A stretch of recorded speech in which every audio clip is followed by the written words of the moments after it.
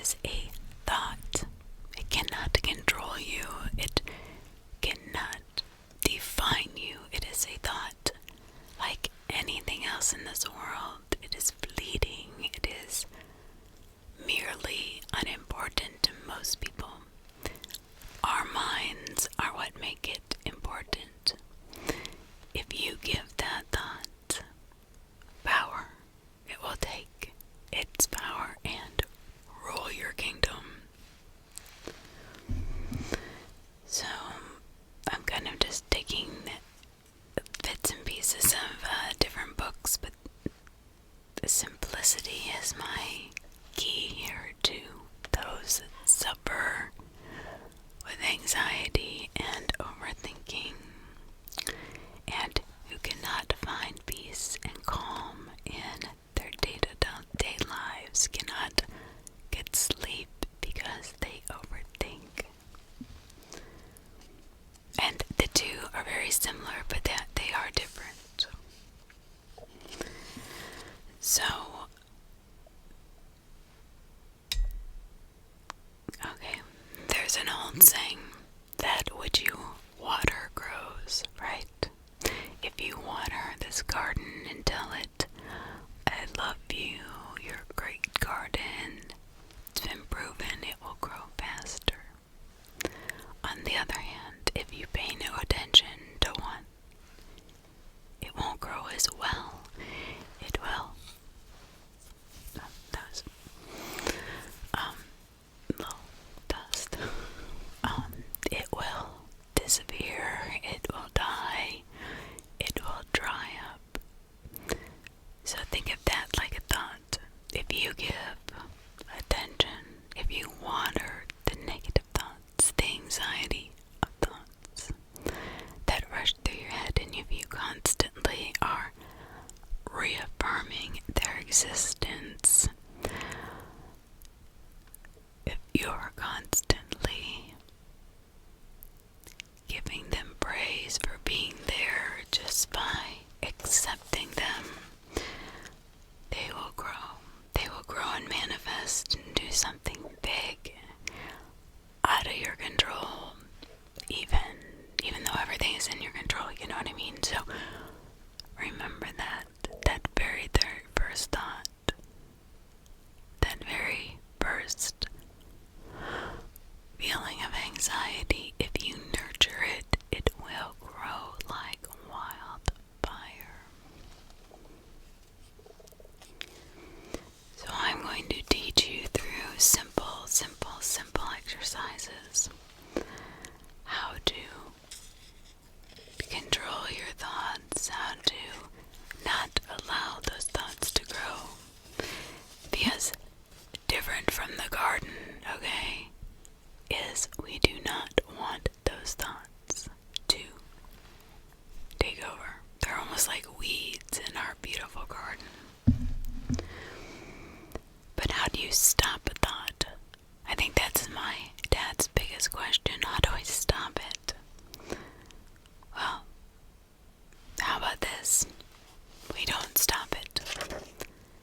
We give it attention, right? So we're going to start with simple exercises that will teach us how to acknowledge a thought, how to judge it without judgment. We're going to accept it without judgment, like we're watching somebody else's life playing before us. But we are not going to feed into it, alright? We're going to just look at it from a objective point of view, like it's there. And it exists, but it doesn't have to be ours forever.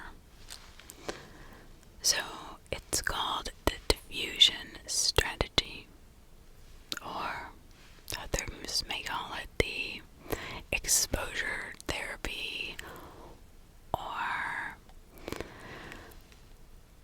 basically like a toddler, the more you ignore them, the more they want your attention. The same thing thing with the thought. The more you ignore it, the more persistent it gets. The more weed will flourish in a ignored garden, alright? So we are going to have different ways to look at our thoughts objectively, giving us the ability to look at them instead of being tangled and enmeshed inside of them. Because that's what happens. We become so enmeshed in our thoughts that we don't even know the difference between a thought and our real who we are, right? It's ridiculous. I listen to people spiral out of control about something so mundane and unimportant, but it happens to us. And those little tiny thoughts that are so unimportant can become so consuming, all-consuming, and we don't want that at all. So what are we gonna do? Well, part 1, we can call this the worry art. So you will need a quiet location, a timer or stopwatch, markers or colored pencils or paint, whatever you would like to use, for 60 seconds. Alright, 60, 60, 60, 60.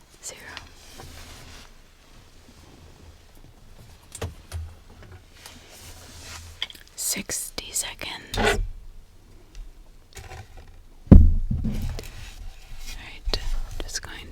I'm gonna write this down.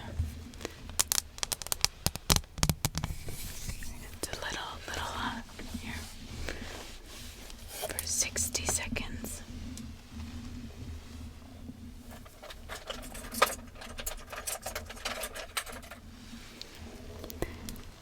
60.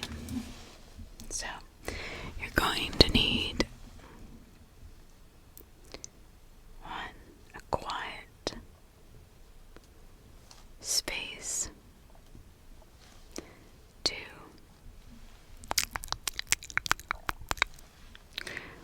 a pen, colored pencils,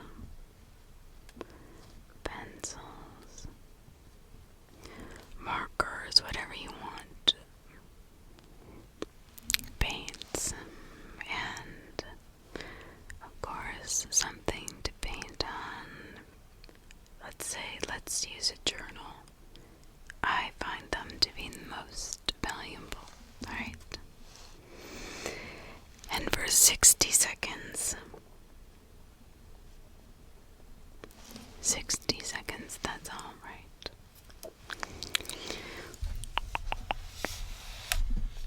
We are going to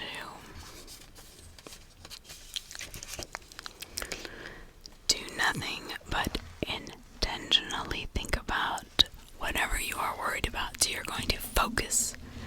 60 seconds of focusing on that thought. Specific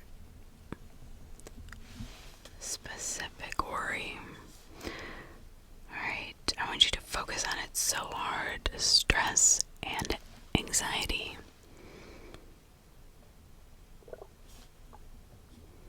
Sorry about my stomach. Now, I know this may sound counterproductive, but I want you to write down your thoughts, your feelings, how you feel at the moment, your body sensations. Are you getting hot? Does your mouth get dry? Does your stomach have butterflies? Does your head spin? Do your eyes feel like they're going to bump out of your head? Do you get a headache? All those things.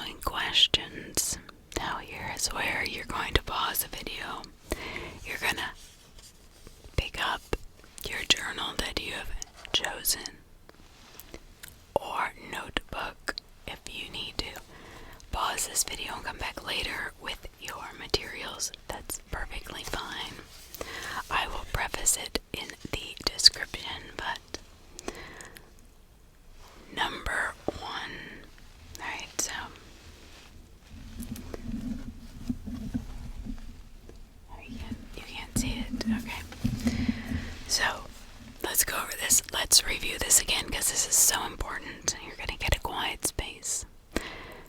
You're going to get color pencils, markers, paints, it doesn't matter, a journal or something to write in, a timer, stopwatch, and for 60 seconds only, you're going to worry, stress, feel the anxiety, whatever it is about that problem, worry, that concern. And you're going to write about how it makes you feel, what it is, how your body is reacting physically. Do you get headaches? Does your eyes start twitching? Does your stomach get butterflies? Does your heart start racing? Does your breath get faster? Does your mouth get dry? What happens to your body physically? You're going to write it down. And then you're going to stop after 60 seconds. And I want you to write down the following questions. Number 1. I want you to answer this question. If your anxiety had a human name, what would that human name be? What would your anxiety, worry, stress, what would you name it? Fred, Steve, Mark, Jody, Janet, whatever it is, Liz. That's my dad's ex-wife, that's why I said that. Give it a name. It could be supercalifragilisticexpialidocious, it could be butthead, it could be super spinner, I don't care what it is. What is your stress's name? Alright? That specific stress, okay, we just talked about. Number 2, alright? What is its color? What color would you give to your anxiety, stress, worry? What is its color? Red, black, white, pink, orange. Right now, I am thinking about something and it's probably like I don't know, dark green or dark green to dark blue.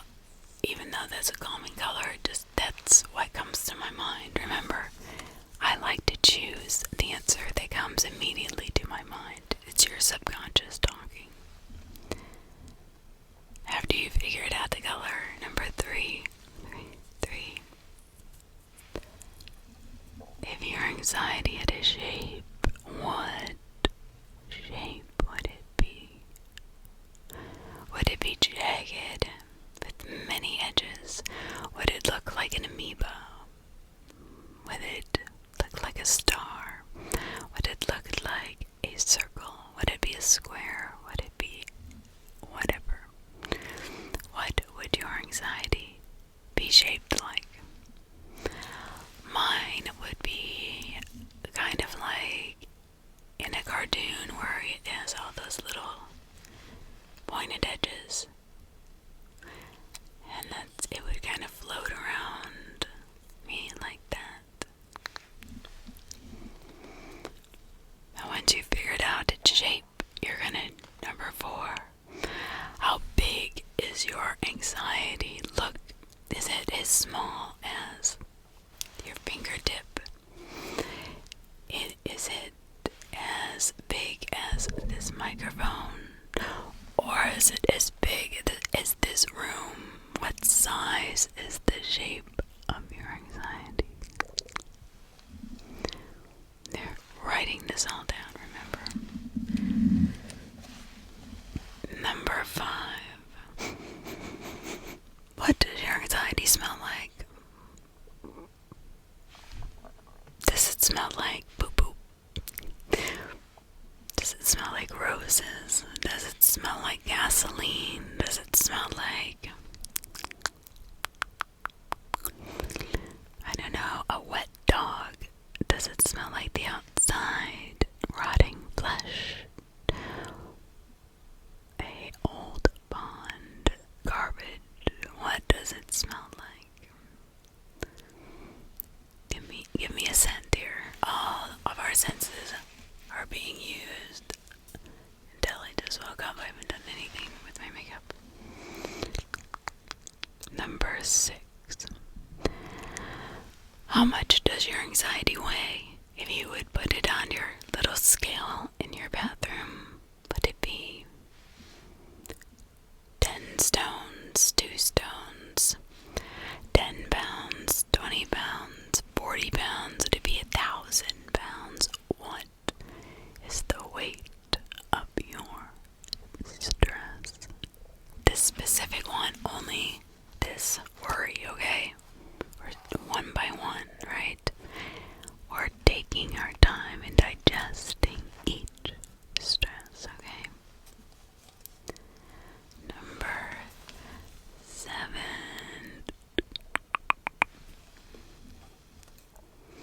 What does your anxiety feel like when you touch it, touch it, touch it? What is on my nail? I think it was from last night. I was doing my TikTok live and I think I got glitter in my nail. Sorry about that. I scrubbed my fingers really good, but I guess I didn't get all of it. So if you had to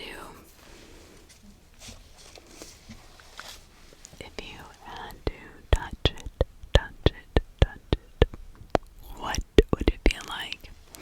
Is it gooey, bouncy?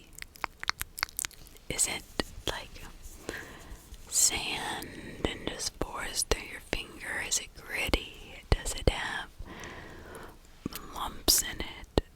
Is it like a cloud or water? Is it liquid? Is it metal? What does it feel like when you touch your anxiety? When you touch this stressful question? And number 8. What noise does your anxiety make? Does it sound like an owl? Does it sound like a coyote? A screaming baby? A weird, ominous cry in the woods? A horrible shriek from somebody who is being attacked? Does it sound like the grocery cart's squeaky wheel? Does it sound like the ice maker dropping ice? Does it sound like the air conditioning, the heater, the furnace, the wind, the rustle of the leaves, the trickle of water, trickle? What does this anxiety, what sound does it make? What is your voice that you give your anxiety, your stress?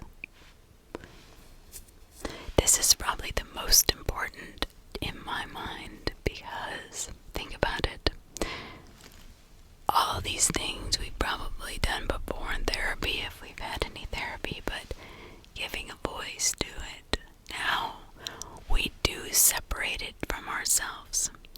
Right here we are completely detaching from the anxiety. It now has a life of its own, separate from us. And you know what we can do with that? Crumple it, throw it away once we dealt with it, right? So we're giving this a personality, a separately from ours. Don't try to project your own self onto your anxiety.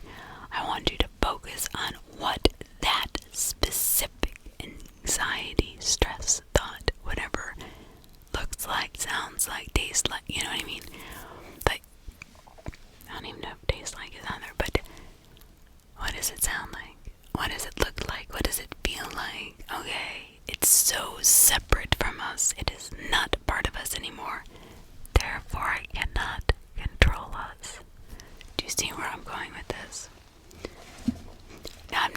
this will work for you. This is just a type of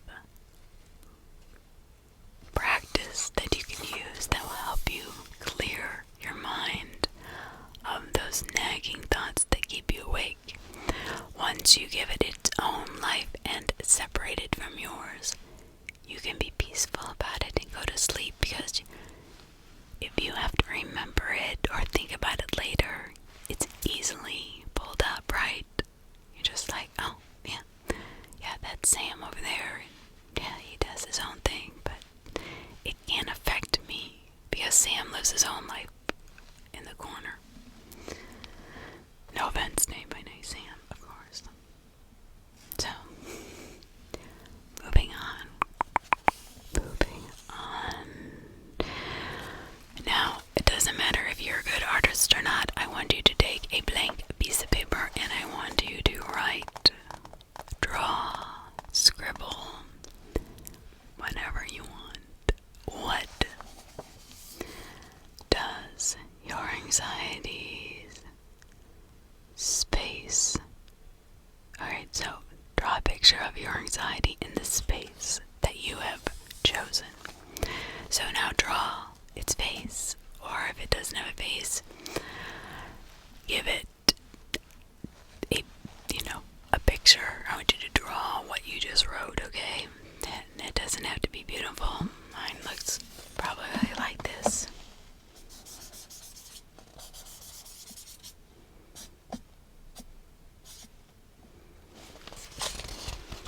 That's all. That's my anxiety, right?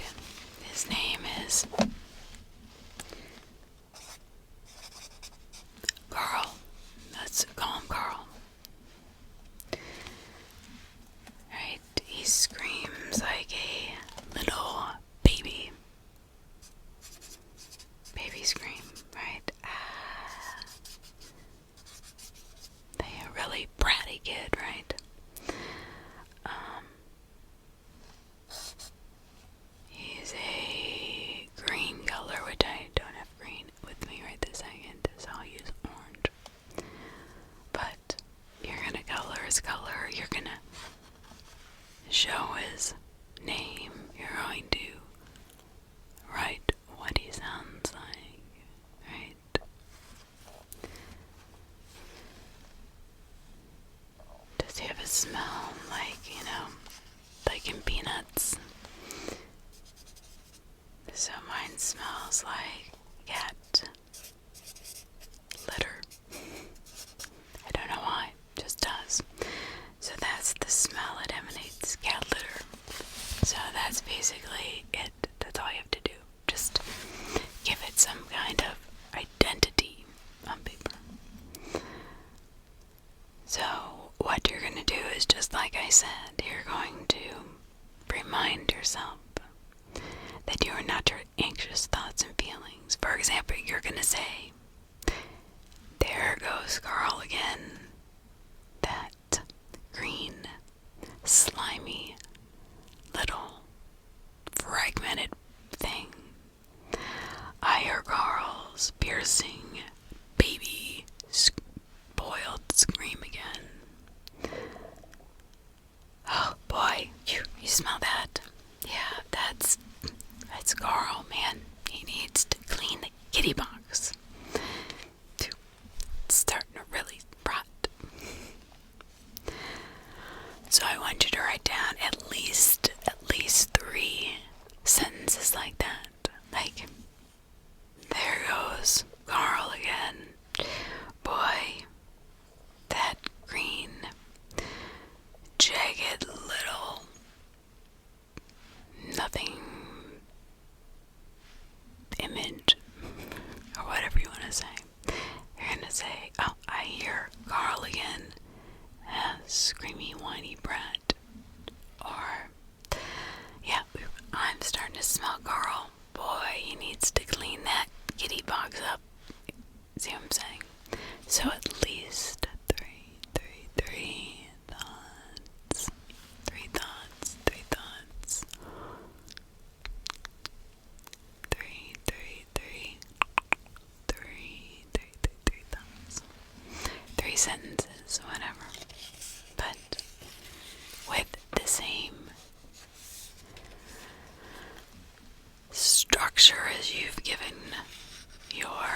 anxiety. Part 2. Now, I'm just gonna say this is probably the most important, I think. I've tried to tell this to my father over the years, is that you need to reframe your wording, right? You need to understand that the way you say things or describe your situation sticks into here. Negative self-talk is a no-no. So, thinking that all or nothing thinking can get you really into trouble. They are the foundation of common anxiety issues. The words we use play a critical role in the development and dependence, maintenance of our anxiety. Sometimes just the smallest, most innocuous word, subtle, unimportant shift in the words we use can have a profound impact on our mood, on our sleep, on our waking hours, on the way we present ourselves, how we deal with things. And here's what I'm talking about. But versus and. I say this all the time. This is something I preach. I preach, I swear.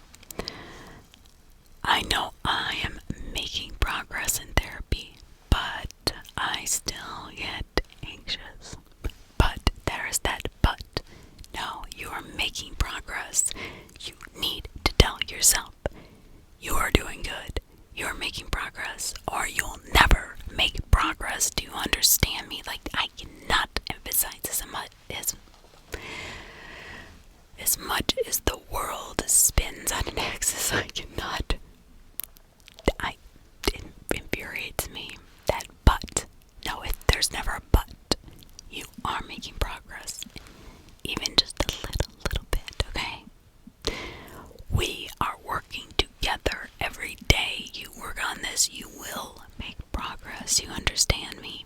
Will, and are. You are making progress. However, you're still gonna feel anxious, right? So how do you cope with that feeling? I get that. Not downplaying that at all. So what do you want to say is, I am making progress in therapy, and I still get anxious. Okay, that's much better.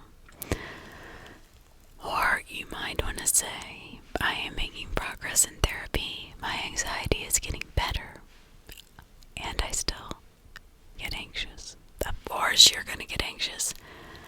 If you never get anxious, I'm worried about what drugs you're taking, okay? Do you understand me?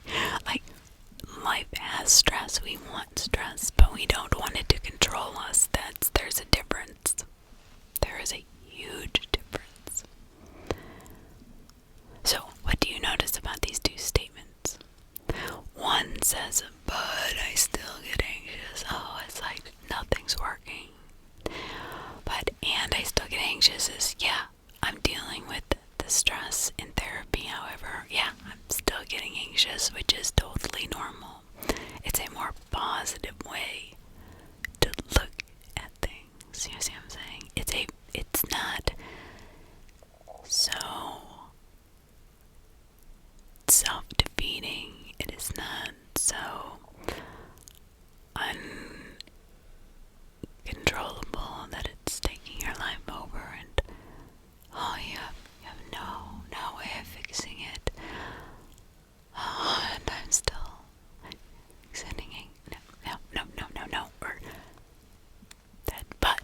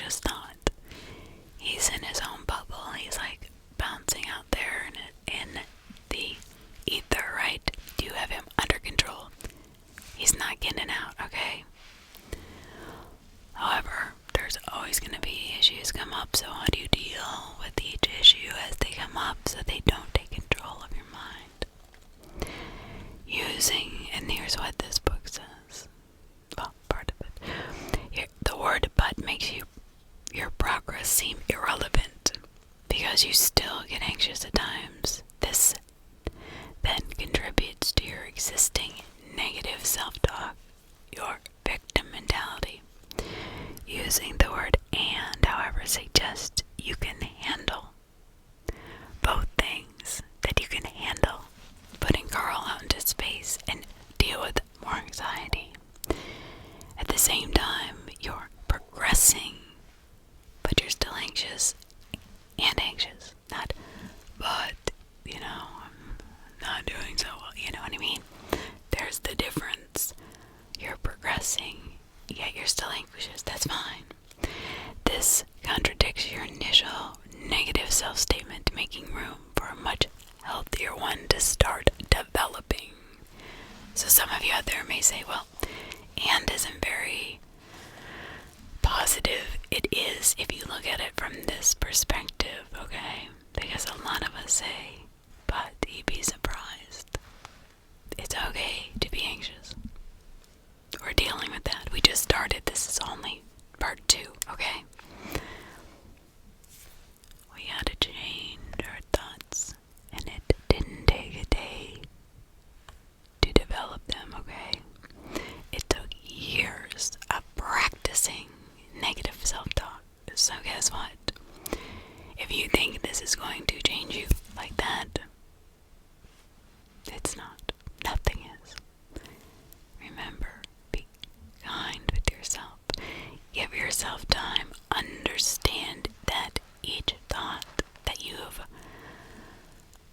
given its own personality that's taking over your sleep, your life, your happiness, your wellness. Also, you're going to have to rewind. Take each one apart one by one and give them a name, give them a box to live in separately from you. Do you understand what I'm talking about? This is a very important subject to me because my father lives in this anxiety-filled, self-sabotaging world. Moving on, still part 2. It's a given. It's a given. Oh, of course it's a given. I just sound so stupid ordering dinner in front of my date. Why would you sound stupid? I'm having the thought that I just sounded so stupid ordering dinner in front of my date. Okay. What is the difference? Now remember, this is the beginning, okay? Not the end. Baby steps. What do you hear that's different about these 2 statements? I just sounded so stupid ordering dinner in front of my date. I'm having the thought that I sounded so stupid ordering dinner in front of my date. Okay, for one, how do you know you sounded stupid? She may have thought it, or he may have thought it was funny. Maybe you can laugh about it. But when you say, "Oh, I'm so stupid," you're gonna change the mood of that date, and she or he's gonna feel it, and it's not going to be as positive of an experience as it could be, because nobody wants to be with a naysayer. Just saying. So I want you to write down in that journal the difference between these 2 statements from what I said and, well, how you feel. How you felt saying them. I want you to say them out loud. And if you were the date on the other side of the table, which one would you prefer to hear if you said it out loud? Because guess what? Our emotions are right here. I'm sorry, but you can pretend to be as happy as pie, but people see right through that. So the first statement is given, the second is a given. The second statement is simply a thought, not a fact, right? That's what we said. But it puts space between you and your thought, right? You can look at your thought rather than be stuck in it. once you're stuck in a thought, it's all over your face. It becomes part of your personality. You get droopy and believe me, I'm not in any way making light of this because I've gone through it. I have spent years in therapy to understand what I'm doing. It is not easy. But I feel like I can finally use those skills as I get older to help people as they get older not become a stress ball, and to help you sleep and give your mind space to relax and be accepting of itself. And the next two things I want you to write for me. So think of a self-statement you may have said or thought recently. Write out 2 variations of your self-statement using each of the 2 reframing techniques introduced in this exercise. So, the first one, remember, but or and. You want to use and instead of but. And the second one is, instead of I just sounded so stupid, you want to say, I'm having a thought that I might have sounded stupid when I ordered. So let's say you recently were in a meeting and you said something that wasn't quite as perfect as you wanted it to come out. I want you to say, instead of, oh, that sounded so stupid, I'm never gonna get this job promotion, or everybody thinks I'm an idiot. No. I just had a thought that what I said might have not been exactly what I wanted to say. I don't like the word stupid, so I like to reframe it as in, I just am thinking right now, or I just had a thought that what I said wasn't up to par with what I really wanted to say. Alright? And that's it. Just reframe it. Whatever it is that you have been ruminating about, thinking about, whether it's something that you're thinking about, like I just know my daughter's going to die in that car accident tonight. Or if she goes out late, I just know it. I know she's going to just get into an accident. It's like my father does. Instead say, I'm having a thought that these are the possibilities, but I trust her. She's a good driver. And I believe that everything will be okay, although I still am having anxiety about it. That's perfectly fine. That's actually perfectly normal. To have anxiety about your child being out on the road, of course. But do you see the difference between the 2 different phrasings of it? I know she's gonna get into an accident and she's gonna die, and that's her spinning out of control. You've lost control. Now, I'm having a thought that it's kind of dangerous. I am having anxiety about my daughter getting into an accident. It's raining, it's snowing. Alright, well, but she's a good driver, and I'll call her later to make sure she got home okay. That's perfectly normal. Don't let it control you. Do you see the difference? Ask yourself, do you really see the difference? And are you willing to put it into action? Maybe you're thinking, if, like, say you're a younger person, and I've heard this on my lives quite a bit. In particular, last night, I had a gal who I told her she was going to do great on her math test. No, she's not, and we all kind of teased her that she wasn't studying. And she says, sorry, I don't know what this is bugging me. She said, no, I didn't, da-da-da. Well, I said, well, just review it tomorrow morning when you've got some sleep.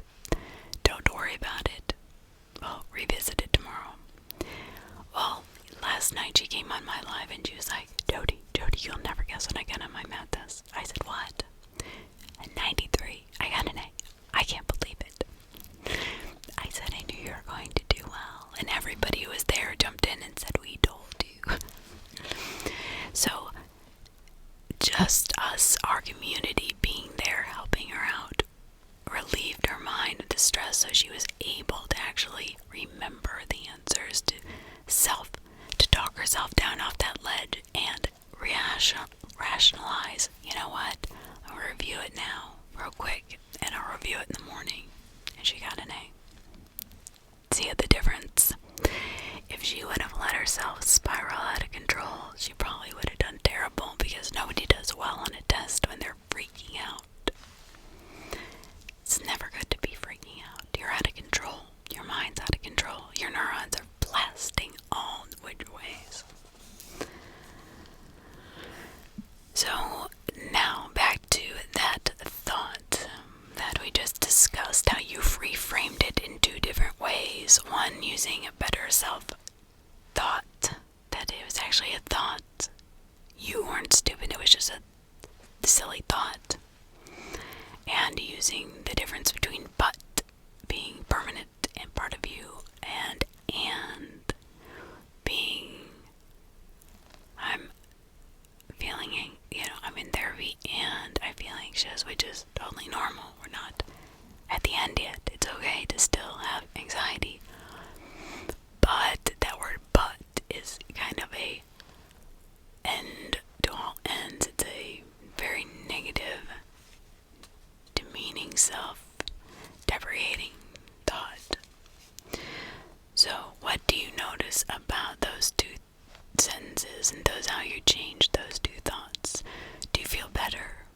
Do you feel less anxious? Can you separate your conscious mind from your subconscious?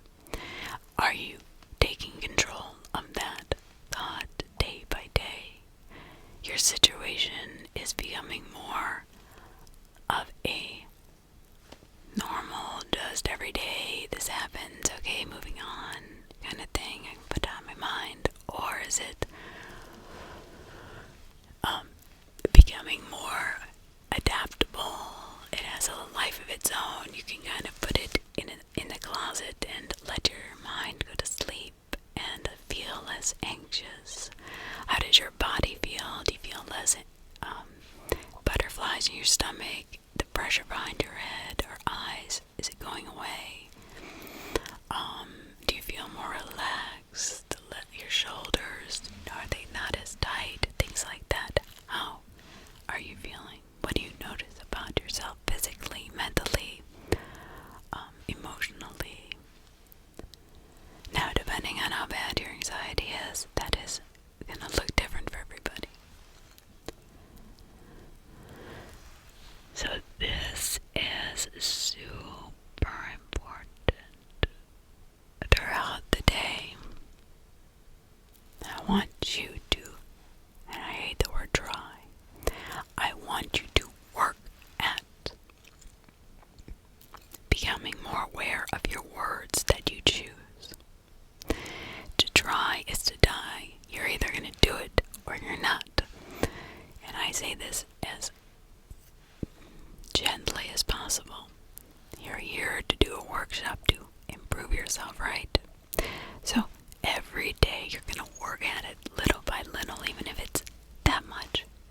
You're still progressing.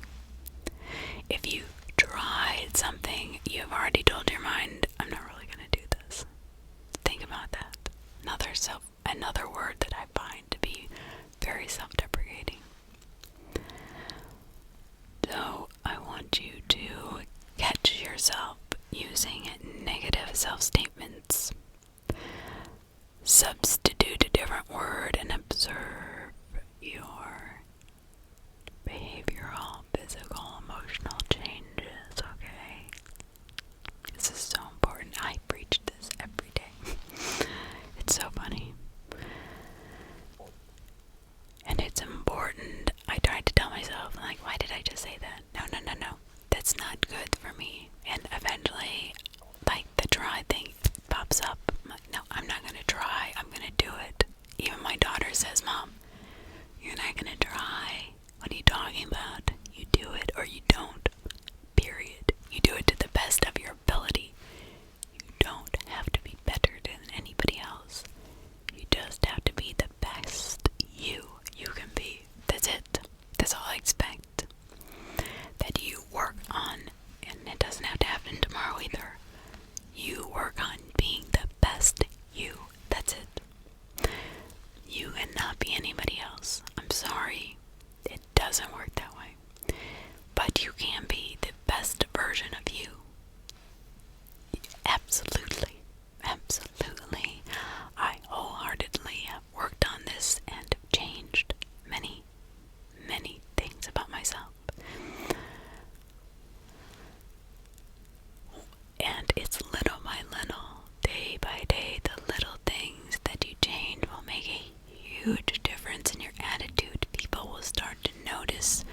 there's just something different about you, something kinder.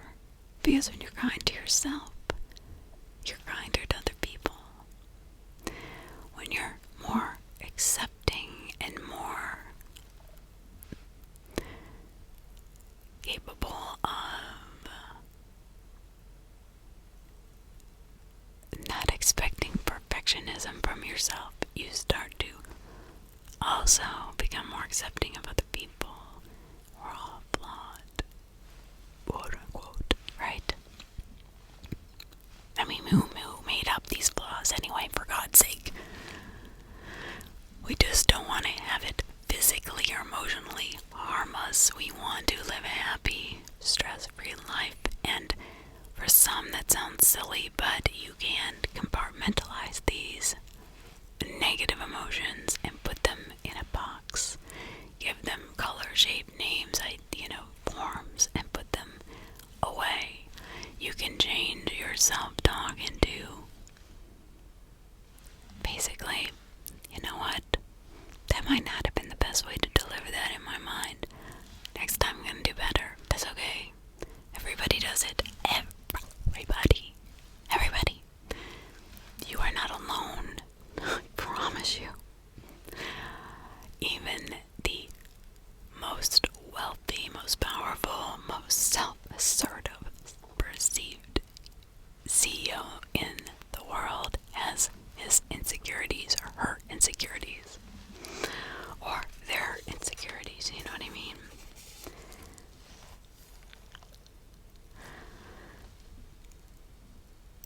So, I want you to write down a few substitutions that you have been working on. Whether it's at the coffee pot during the morning and something that you usually say that isn't very positive towards yourself, you change one word. Or during a meeting, or with your children or your parents, or whatever it is. Does making these kind of word substitution change the meaning of what you said? And how so? Does the meaning all of a sudden become less about you and how self-deprecating you are to more like, hey, this is something, but I'm handling it and I'm in control. I'm more assertive, I'm more powerful, I'm more in control. And I don't mean powerful as in I'm going to take over. No, of yourself. You have more power over what you say, who you are. You've probably gotten better sleep. You're able to say tomorrow, you know what? You'll be there tomorrow, you little girl, you. Yeah, that's right. You can stay right there. And you can always come back and visit Carl. I'm not taking him away from you. I'm just saying that changing little words will change everything. Try it. So I want you to write down these different little scenarios that you've changed the wording. Where you said but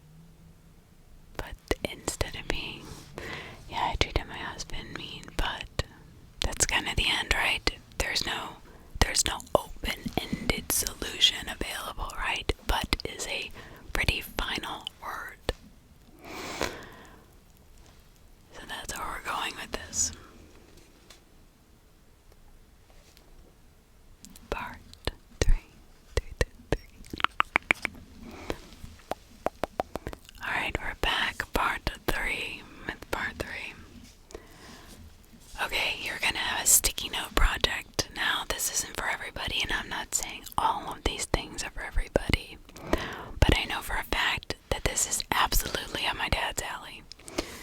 He is a sticky note fanatic.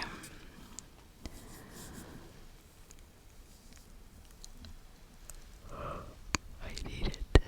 God. So, what is this exercise, this sticky note exercise going to do? So how are you you're going to learn how to notice your thoughts in the present moment and allow them to pass on by. You will need a quiet location, a timer, or a stopwatch. So you should have those things near you, right? It's on your watch, on your phone, whatever. And of course, I would have your journal close. So first, step one, you're going to pick your favorite color, your imaginary sticky notes, for your imaginary sticky notes. Now this could be multicolored, this could be pink, purple, blue, I don't care what color they are. But these are sticky notes in your mind, alright? This is really bugging me, alright? I'm sure it's bugging you. Alright.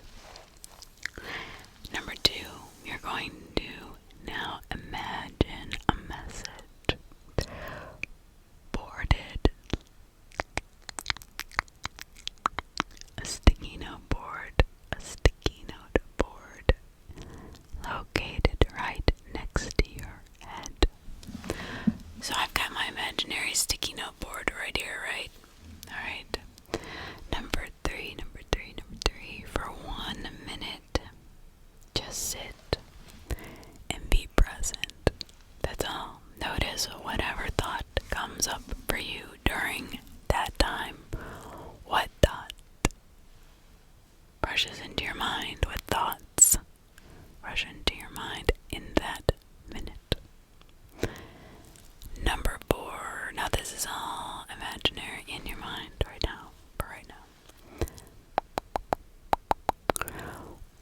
Number 4, whenever a thought arises, which could be the same one over and over and over, that's okay. Mentally write it on a sticky note and stick it to the imaginary message board. So, right? My sticky note. Number 5, you're going to repeat this exercise 3 times. Three times only. Once completed, answer the following questions, alright? So, you're going to make your sticky note board right here. You're gonna put your sticky notes that are different colors, single color, whatever color you want them to be. This is your sticky note board. You're now going to, oh, and by the way, it's on the right side of your head. I don't know if you're getting that, sorry. For 1 minute, you're gonna let all these thoughts come in your head, alright? Just let them pour in, one at a time. What's coming up in that moment that you're just sitting there and being, right?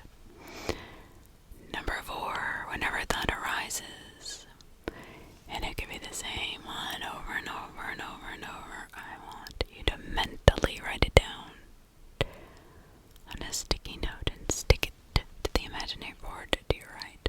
Okay? Very important. You're going to repeat this only 3 times. Alright, we're starting at 3. Do not overdo it and put 1,000 sticky notes on there. Alright. Very important. Only 3 times. Now you're going to answer the following questions on paper. So get your journal out, your piece of paper, and your pencil, your colored pencils, whatever. Number 1, what did you observe happening?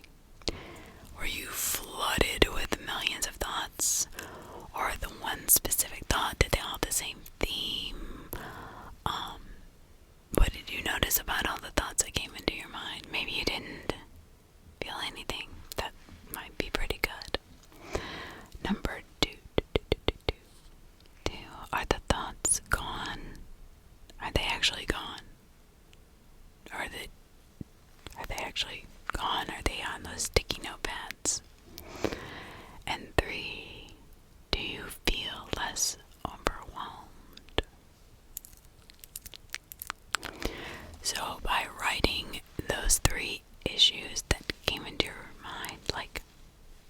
47, right? And you wrote them down on your mentally designed sticky pad board, right? Your board. You put them on there, your sticky notes, right? And you put them up on your board, those 3 thoughts. Are they gone? Do you feel less anxiety, overwhelmed? Do you feel that weight lifting? So this separation between, even if it's a close one, between you and your thoughts makes them less intrusive. It takes them out of your head and thereby keeping you more focused on the present. Because what do I always say?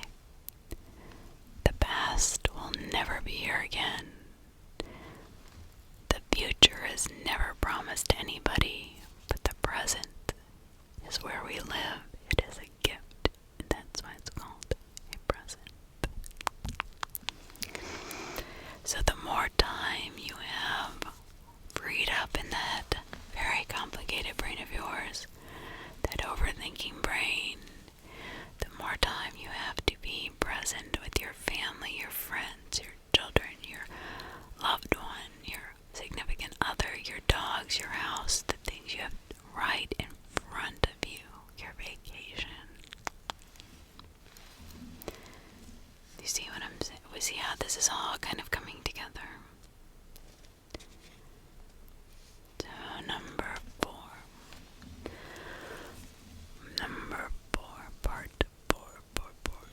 part 4, you're going to do something a little different. You're gonna watch and you're gonna worry. So here you're gonna practice a way to carry your thoughts differently. What do you need? A quiet location and a stopwatch. You already have them close by. Step 1. Step 1. For 1 minute, 60 seconds, 1 minute only, okay? Simply sit and worry. I want you to worry.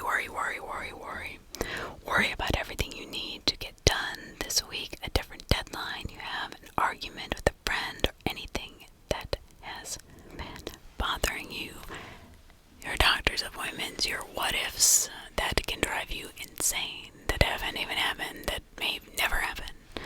I want you to worry. For 1 minute only. Understand? 1 minute. That's it. 1 minute. Because after this 1 minute is up, take a 5-minute break. Stopwatch. Start.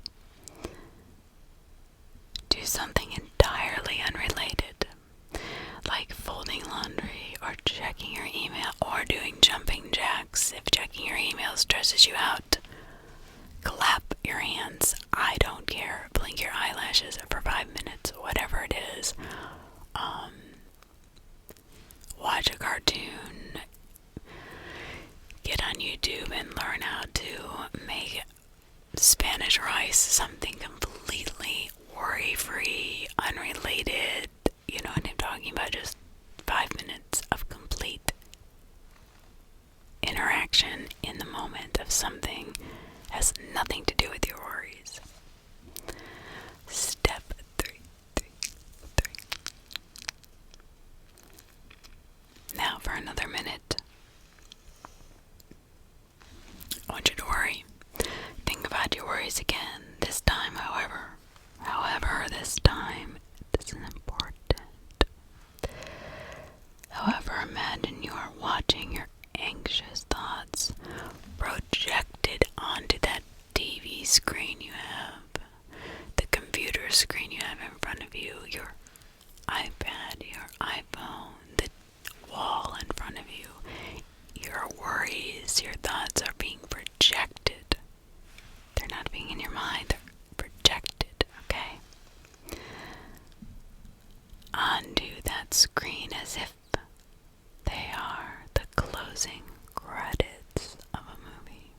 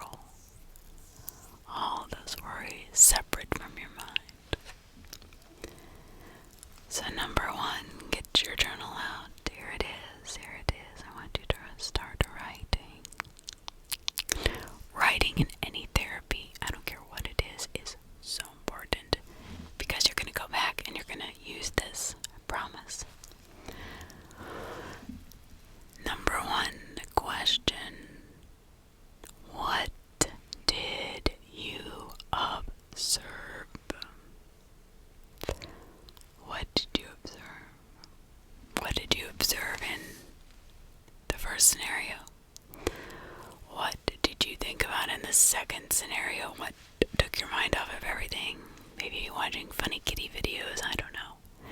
What did you observe after that 5 minutes of watching whatever, going to fold laundry or doing whatever, doing jumping jacks, blinking your eyelashes, whatever it is?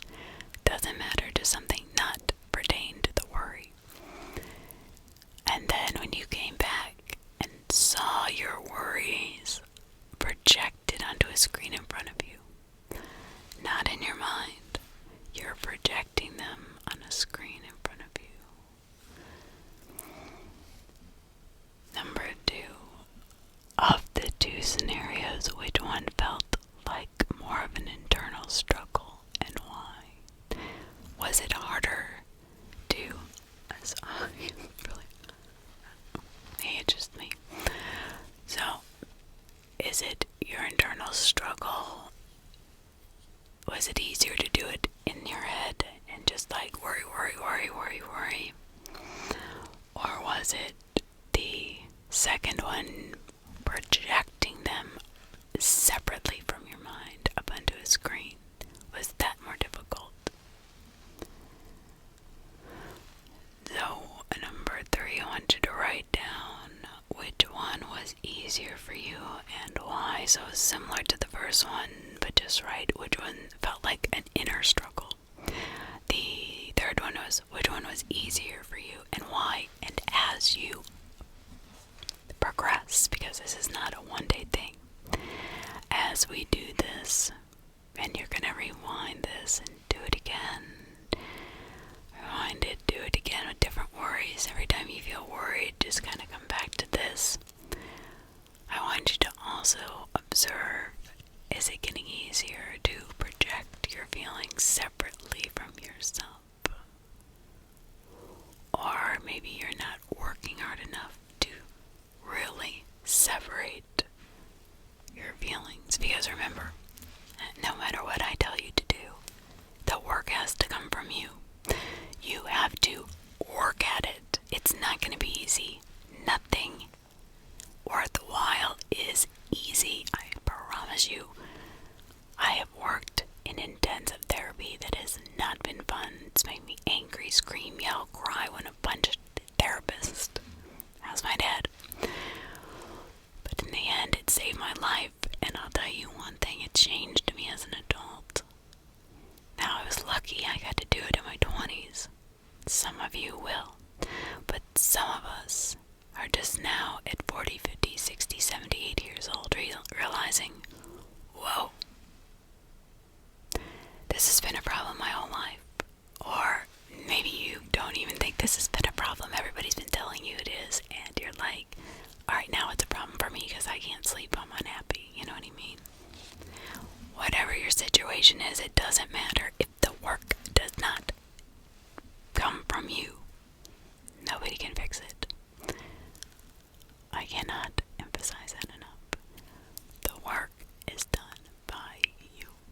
I'm sorry. There is no magic wand. There is no magic crystal ball. There's just not.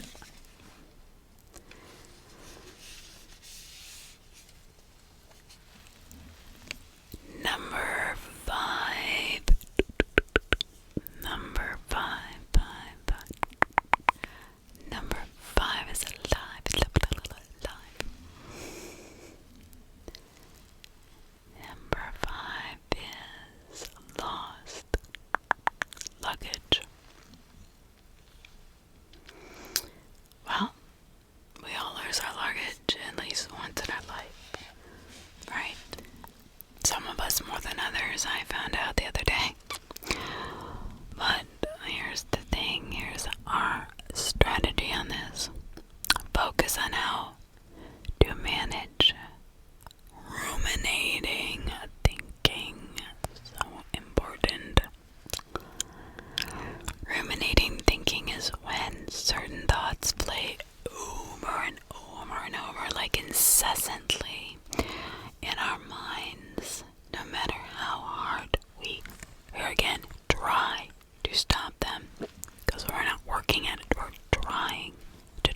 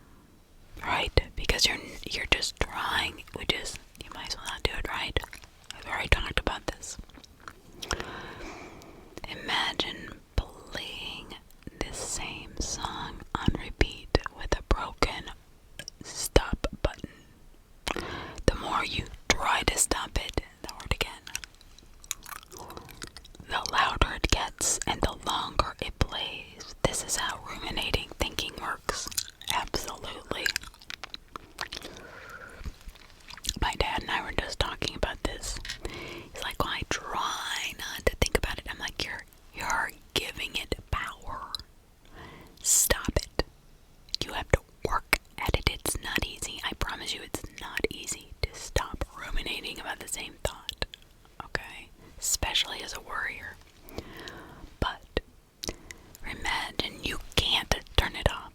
Now you have no control over that stop button. Now you're hearing this all the time, and you're like, wait a minute, okay, I take it back. But you can't. You're now in a world of, guess what? You're forced to think about this all day, all night. It's constant. You have no, oh my God, right? That changes the thought, right? Now it's like, okay, I'm gonna work on stopping this. Imagine yourself waiting in a luggage carousel. The carousel turns on, and it loops and loops and loops and loops. Everything starts coming out. Just like our thoughts do. The bags go round and round and round. But in the space below, there are 6 spaces, so get your journals out right now. Write down some of the worrisome thoughts that keep coming around on that carousel for you. I'm gonna die. I'm gonna have a heart attack. What if I have a heart attack? What if I become this? What if I do that? What if my daughter doesn't graduate? What if I don't graduate? You know, write down all those thoughts. What if my boyfriend breaks up with me? All the things you don't have control over. Honestly, listening to me, does it kind of make a little bit of sense how silly those thoughts are? Because do I have control over what ifs in your life? No. Well, guess what? Neither do you. Neither do. I'm sorry, you don't. You can worry about them and drive yourself insane, but you don't have control, so enjoy the present, my buddy. Come on. Alright, so 1 through 6, write them down. Write those worries down. Tell me what you're worrying about, okay? And yes, you may share your comment, and may share your worries in the comments, as silly or as serious as they are, you know, financial worries and things like that. But those also can be put aside, because you know what? You can chip away at those little by little too, and we'll get to that. So, whatever it is that you worry about is really unimportant right now, okay? Or am I gonna lose my house? Am I gonna get under, whatever it is? I don't know what it is, but I'm just saying, all these things are fixable. I've seen it done by the homeless, so I know it's possible. Anything you worry about, if yourself or what if yourself to death, write it down. Everything is a sincere worry. Everybody has them. Now, imagine each of your thoughts is a piece of luggage on that carousel. Any new thoughts you have are immediately added to that carousel. What do you think would happen if you kept picking up every one of your bags as they came around? And I want you to write that down. I want you to really ask yourself that question. I want you to envision yourself picking up every single piece of luggage that you're putting out, which is a worry, onto that carousel. And you have to pick up every single one of them and carry them out to the car, okay? Or to the bus or whatever you're taking home or going to. What do you think would happen? I want you to write that down. And on paper, don't just think about it and say, oh yeah, I did. No, write down what you would think would happen. How would you feel? How many bags would you have? How heavy would it be? Would there be a bus, a train, a truck, a car that could fit all of those bags? Remember, this is luggage. This is what we carry around with us every day. If there is no end to the number of bags you need to claim on the carousel, what do you think is the best way to handle the situation? How are you going to get on a bus, in a car, get home with all this luggage? You're gonna have to get rid of some, right? I want you to write down what your best solution would be. Mine would be to let it go. Is it really that important? Are the things in that luggage really going to make or break you at that moment? Do you really need to carry them home with you? All of those bags, what in the world are you going to do with them once you get to where you're going? Are you going to just say, maybe I'm going to thin this out and I'm going to put them away in storage? Maybe that's a good idea. Like, I'm going to find a storage locker and I'm going to put all these bags away as they come out. Or maybe I should thin out my thoughts and not have so many bags. Or maybe I should burn them. Maybe I should just throw them out. Maybe half the stuff I worry about isn't even worth worrying about, right? That's the kind of what I want you to write down. What is your plan of action to do with all these bags? Alright. How do you best handle this? So even if you pick up a bag, a new one pops right out, right? If you keep picking up every bag that comes out, you'll become exhausted, overwhelmed, buried in luggage. Which are your thoughts? With more still coming out, what is the best thing to do? Simply watch the bags go around. Don't pick them up. Our thoughts work in much the same way as the luggage on the carousel. When we grab on to the thoughts, by worrying about it, ruminating, or struggling to push it away, we become mentally, physically exhausted.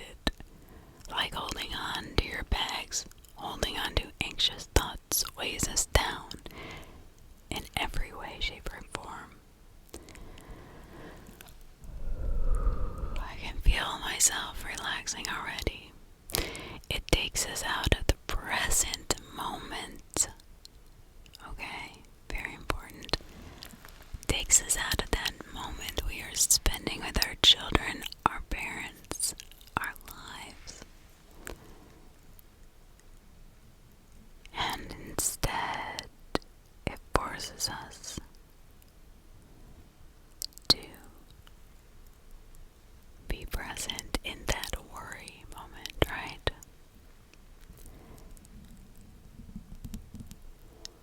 And keeps us from focusing on things we enjoy most in life. So is that how you want to live your life? I know it's not how I want to live my life, but again, you have the choice.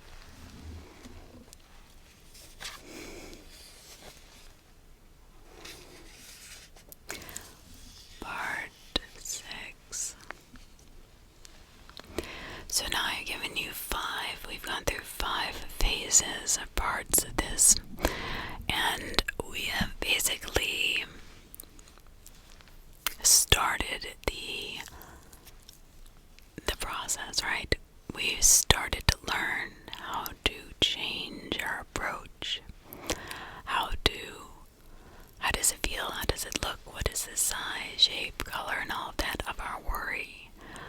How do we manipulate our words so that it's not self-deprecating, it's not self or negative to self-talk? We have learned that our thoughts weigh a lot on us. We are learning how to let go and either let them keep spinning around that carousel or putting them away in storage or burning them or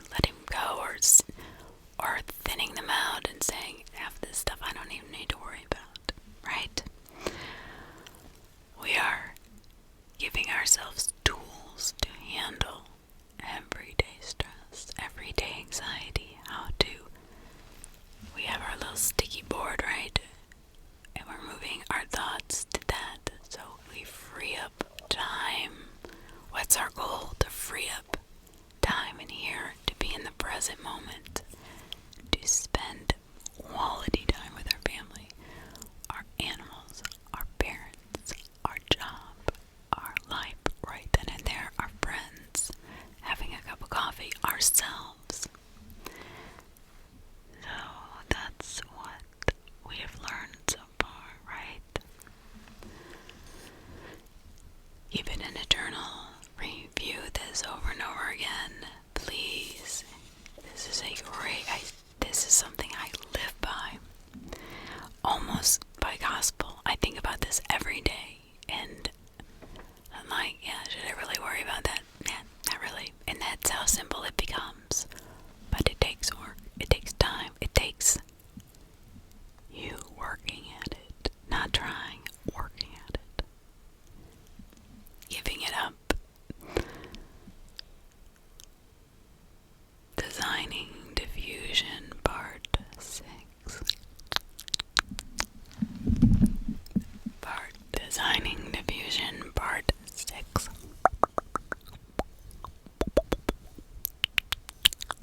Designing diffusion. This exercise will teach you to have a strategy known as cognitive diffusion. Can help you become more objective instead of subjective about the thoughts running around in your head, rather than trying to control them by attempting to stop or modify your thinking. You are actually let go of this control and simply allow the thoughts to exist. You're giving them the okay. You're allowed to be there. Thoughts will always be there. It's how you react to them, right? Don't ignore them. Right? Don't let just say like, oh, I've got all these bills and I got all these worries. I'm just, screw it. That's what I'm saying. That is not what I'm saying. But to talk about them, talk to them, engage with them in any way. That's what you need to do. Let them lie. Don't ignore them. Don't talk to them. Don't engage with them in any way. So you're not going to completely ignore them, but you are not going to engage with them. You are not going to talk to them. You're not going to give them power in any way. But you know they're there, okay? They are allowed to exist. I mean, let's not forget that we do have bills to pay, but right now we're not paying them, are we? We're not writing the check, so why are we thinking about them? Why are we talking to them? Why are we ruminating? Just let them be, okay? Let them be. Picture your favorite board game, Chutes and Ladders, Monopoly, whatever. You are the board, your thoughts are the pieces. Just like your thoughts, the pieces move around every which way. What remains consists of all times, regardless of how the pieces are moving above, is the board. Just as the board exists separate from the pieces and is unchanged by their movements, okay? The board never changes. No matter what happens with the pieces, the board stays the same. You are separate from your thoughts. This metaphor is great example of how diffusion works. Just like that sticky note board, we are diffusing some thoughts and putting them off to the side. Well, now we've got all of our worries on our favorite game, okay, on the board. The board's a constant. It will never change. It's always going to be there, right? You're just playing the pieces objectively. Alright, I gotta pay my bills on Tuesday. Check. It's already done. Tuesday, right? Out of your mind. Come up with your own metaphor to demonstrate the concept of cognitive diffusion.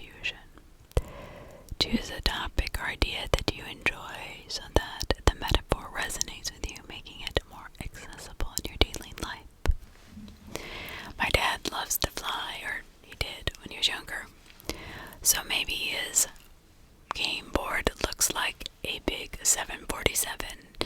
The 747 is just flying around, makes stops, goes back up. But the passengers are his worries or thoughts, right? They change. They've got certain seats on certain days, and once that day comes, they're taken care of and check. And maybe they ride that ride forever, but it's not in his mind anymore. It's on that 747. See what I'm saying? Your mind is separated. Your worries from your actual present moment, giving you free time, giving you the ability to enjoy right now, this second. I feel very passionate about this because it's something he has always done. He just worries until he just himself into a frenzy over nothing. And then nothing ever happens 99% of the time. So, in addition to metaphors, our language also plays a super important role in cognitive diffusion. The words we use to speak to ourselves when we worry, feel stressed, or are just going about our day-to-day life influence our ability to be objective in our thinking. Again, words we tell ourselves become part of us, right? So when reoccurring thoughts or worries come up, try saying something simple such as, there it is again, there it goes by again. Or notice how the statement doesn't engage with the worry or try to push it away. It simply allows the worry to exist on that plane, on that board, on that game, separate from you. It's like, oh yes, there it is. Hello, worry. So you haven't completely just annihilated it from your brain. It's still there, and it's very valid. However, it doesn't need to affect your life anymore. Alright. So, here's the thing. It simply allows the worry to exist outside of you.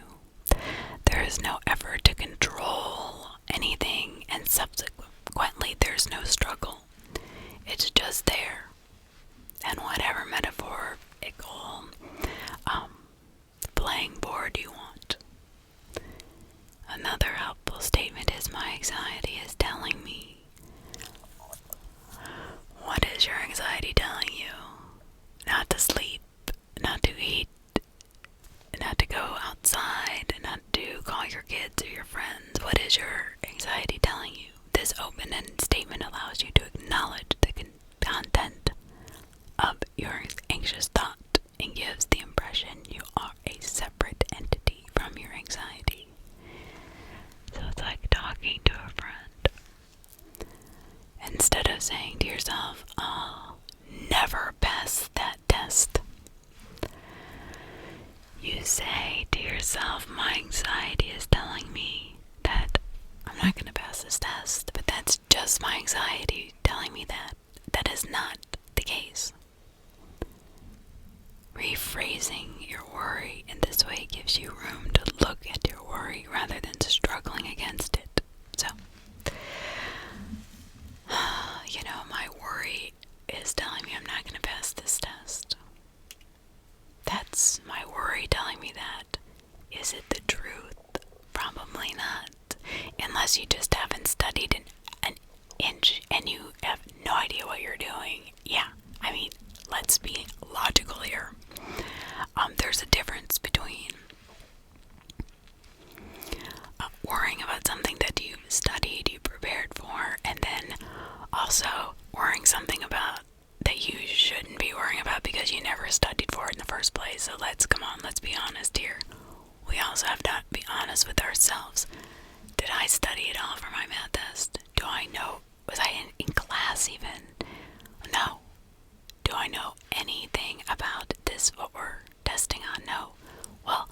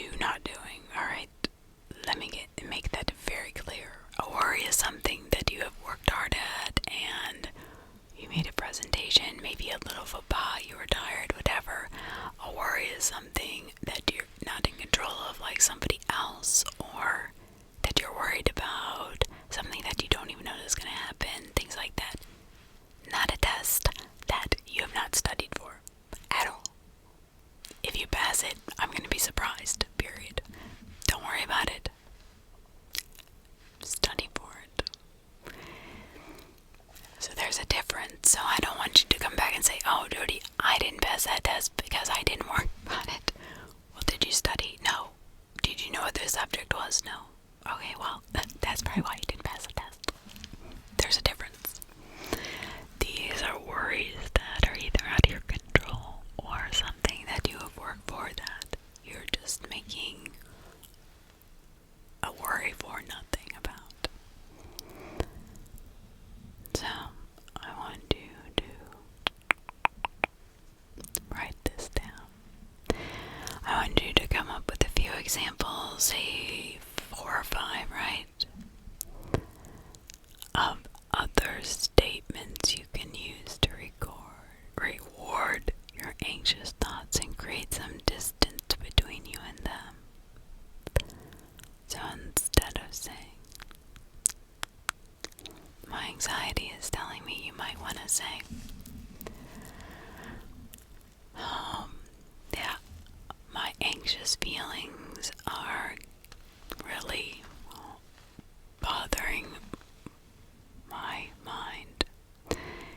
They are trying to tell me things, but they exist over here, so I'm gonna make sure I extra put them on the board, you know what I mean? I'm gonna let them pass by even more. Or do these have any credence to them?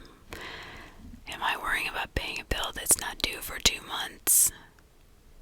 Maybe I'll pay a part of it today to ease that worry. Is this something that I have control over? You can say, I have no control over this worry, and it is in my mind. I need to move it to the board. My nerves are acting up because my anxiety is telling me that I should feel a certain way. Whatever that is. Alright, valid. Put it on the board.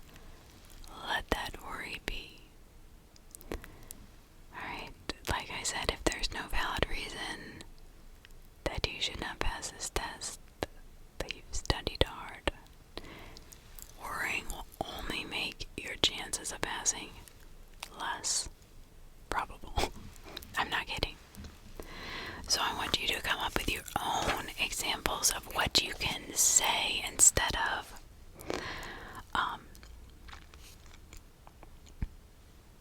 something negative, like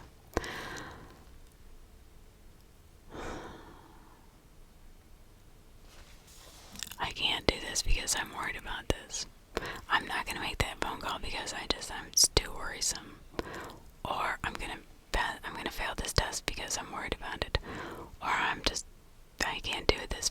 No, that's all negative self-talk. I want you to think of something in a different way. Rephrase that to where it's possible. It gives your mind the ability to move that worry to the puzzle piece, to the airplane, to something objective flying by that you can look at and observe from afar, almost as if it didn't even belong to you.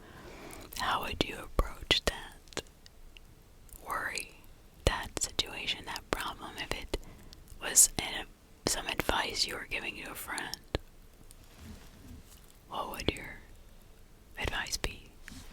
That's another way to look at it. So go ahead and start writing.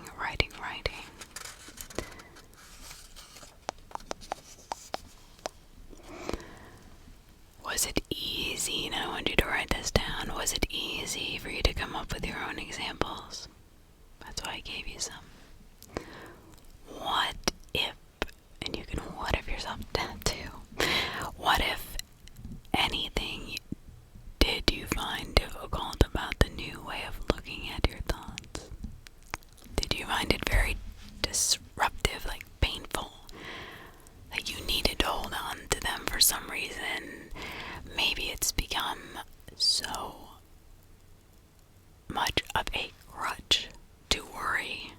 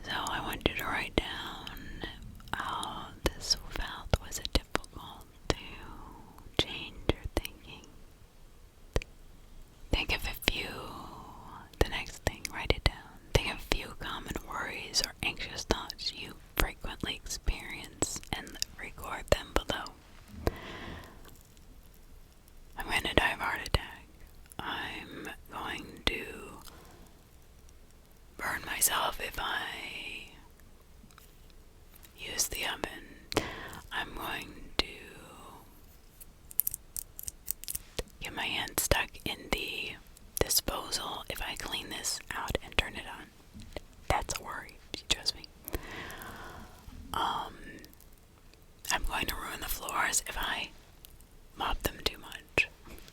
Or I might as well not pay my bills because I'm so worried about them that it's overwhelming, instead of breaking them down into pieces. Or let's see, a common thought. I don't want to cut the grass today because my neighbors will think I'm crazy if I do it too late at night. But it needs to be done. Or maybe it might rain and I'll be in the middle of cutting my grass, and what do I do then? Things like that. Who cares? Do it. I mean, if it starts to rain, it starts to rain. You finish it tomorrow. But the worry, stay on that carousel, stay on that board, stay on that 747, let it be there and just do it. The more you think about it and worry about it, the less you're going to do it. So I want you to write down the 5 most common worries that go through your mind, and I'd love to see them in the comments, by the way. So, using one of the diffusion statements, one of your diffusion statements, rephrase the worrisome thoughts you provided on the last page, what we just did. So instead of, I can't cut my grass today because it has a 20% chance of rain, say, I'm going to go ahead and take the chance, I'm going to cut my grass today, and if it rains, no big deal, I'll just finish it tomorrow.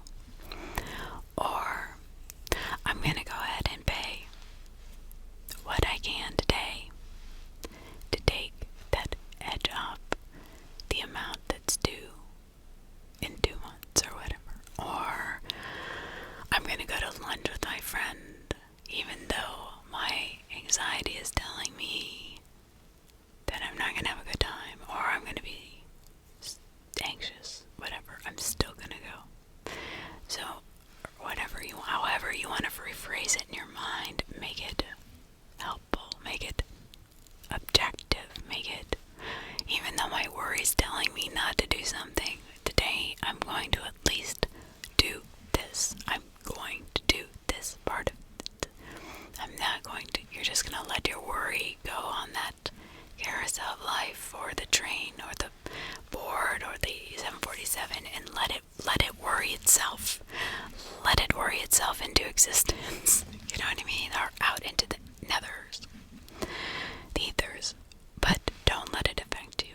Does that make sense? If it doesn't, I can clarify any of this. So rephrase what you just said, all your worries are. I want you to rephrase them using what we've studied, the but, to and, the self-deprecating sentence, the sticky note where you put it over here, and you separate it from you so you're not enmeshed in it. All those tools I've given you in the last few sections. So I want you to compare in your mind or on paper your new statements to the original thoughts. What do you notice? Is it easier to attack that issue, problem, worry? I'm gonna get a bad grade on the test, I just know it, right? Instead of saying, my worrying tells me I'm gonna get a bad grade, but I'm gonna do pretty good. I know it. I know that material. Deep breath and just do it. But it's okay. I'm not discounting your worry. I'm just giving it its own box to live in. That way it doesn't affect your present moment.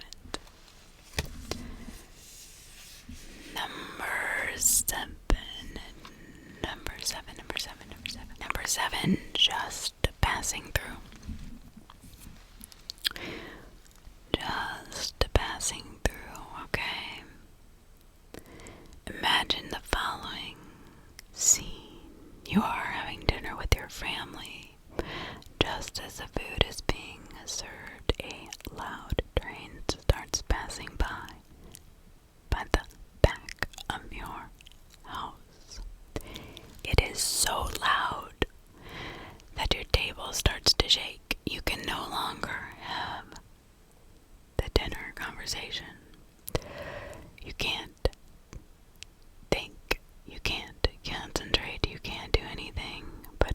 focus on that deafening noise. If you had superhero strength, you might try to stop the train, right? But this wouldn't actually solve her problem, would it? No. Rather, it would prolong the noise at its loudest point, since the train would be stopped directly outside your house. Similarly, trying to stop an unexpected or uncomfortable thought only will make it louder and more pervasive, okay? It'll keep it there, ruminating your mind and making it louder, ticking at your thoughts. The solution in this case is to do nothing, right? You simply let the train pass. You simply let your worry get on whatever it is, the board game, the airplane, the train, and go on past. And the thought will pass through like an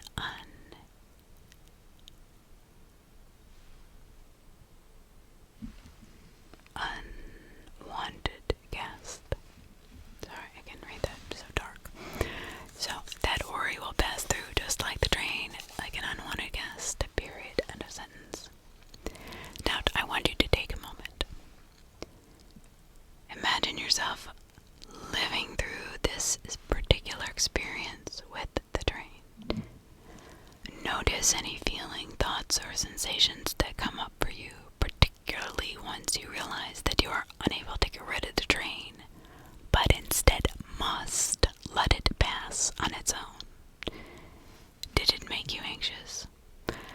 Did you feel a loss of control, a sense of hopelessness, maybe anger? What was your experience? And I want you to write it down. Were you pissed you didn't have control over it? Are you wanting to take control? Are you wanting to keep that in your thoughts? So in the next few days, so we're going to end here because in the next few days, notice any moments you may have that feel similar to this, where you have had an unpleasant thought, flood of thoughts, feelings, ifs, whens, buts, what ifs, whatevers that you can't control, instead of trying to stop them. Or feeling simply let it pass or run its course. Just let it go by. Let it go. Don't control it. Don't think about it again. Let it go. Give it a pass and kick it out of town. I want you to work on this, not try. I want you to work on this and let those feelings go. Let them pass on. Let them go. No matter how small or big, if you cannot do something right at that moment, that second, in the present, you're not able to. It isn't valid. It is not worth your time at that moment. You have other things you are focused on in the right here, right now, right? Below, record how this went. So, when we come back, we're going to learn more tools. We're going to analyze what you've learned, how you've put it into action, what your journal looks like. Have you even bothered at all to start? Have you bothered to get a journal, use color, get creative? Or is it just something that you're wishing, trying, or hoping will happen by magic?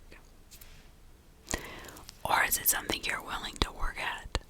That's up to you. I can only give you the tools. I can only give you my experience and my many years of therapy, my own personal struggles.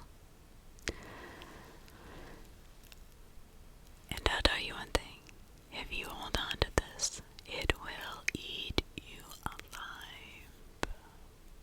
I promise you.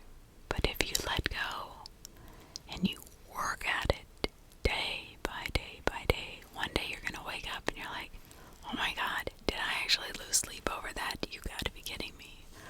Did I actually, not get that promotion because I was too worried about some silly, mundane thought?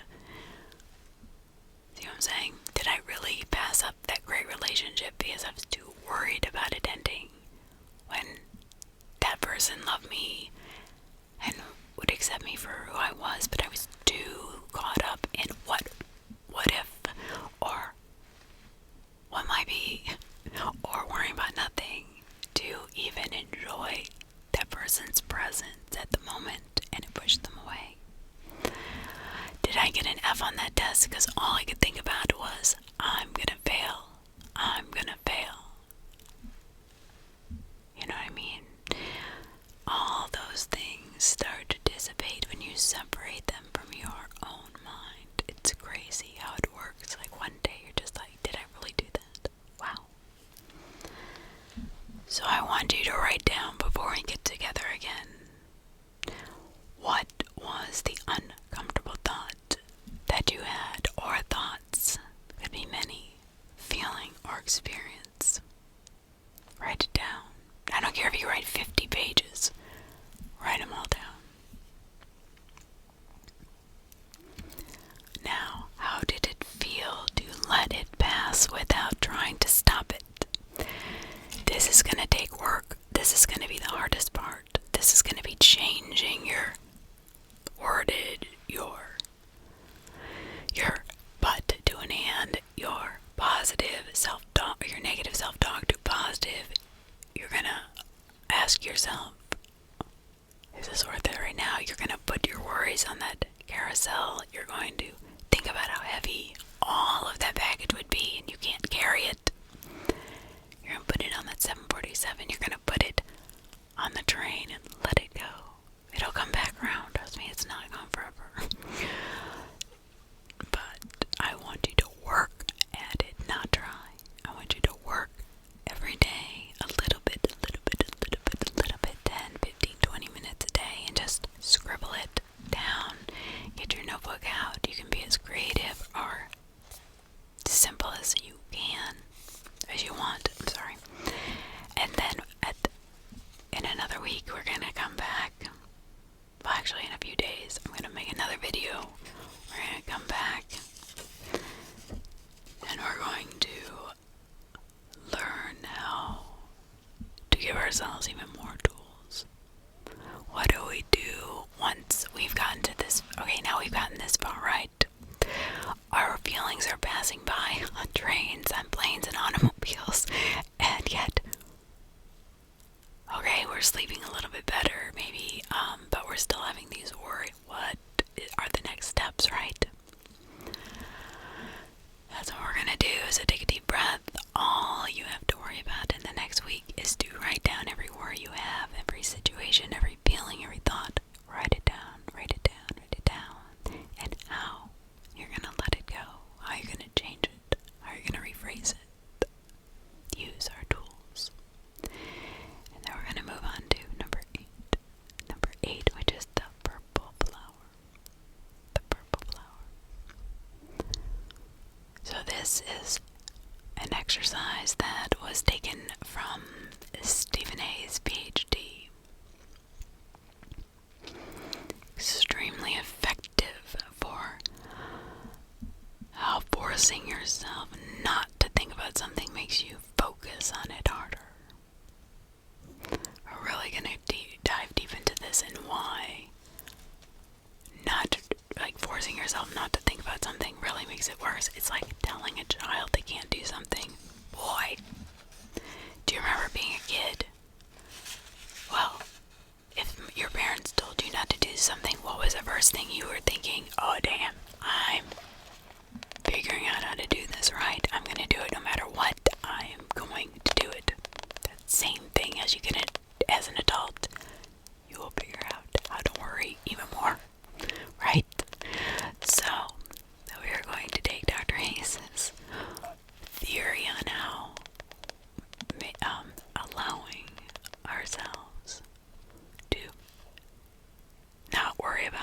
forcing ourselves not to worry about something makes it worse. And we will go from there. I hope you all have a wonderful, wonderful day or evening or morning, wherever you are in this world. I love you and thank you for being here. I hope this is helpful. If these workshops are helping you, let me know. Let me know. I have extensive experience in this personally, with my family. I mean, it's a day-to-day struggle, so I get it. If anybody does, I do. And I know it's difficult. I know I'm being harsh, but there is nothing beneficial to you if I'm like, it's okay. You can just try. You can just, well, see if it works. Now you have to make it work for you. You have to work at it. It's not easy, I promise you. But one day it will be. One day it just will click, and all of a sudden those worries that you worried about. My dad always says to me, I wish I was more like you. I wish I could do that. I wish. He has no idea how many hours I spent working at this. How many books I've read, how many therapists I've been to, how many times I have wanted to let my worry consume me to where I was not enjoying my life, where I was being unhealthy, where I was consumed with this thought. That's what he doesn't see. He doesn't see the work I've put into it. So, if you put in the work, like anything else, it will pay off. Trust me, please. And I'm here for you every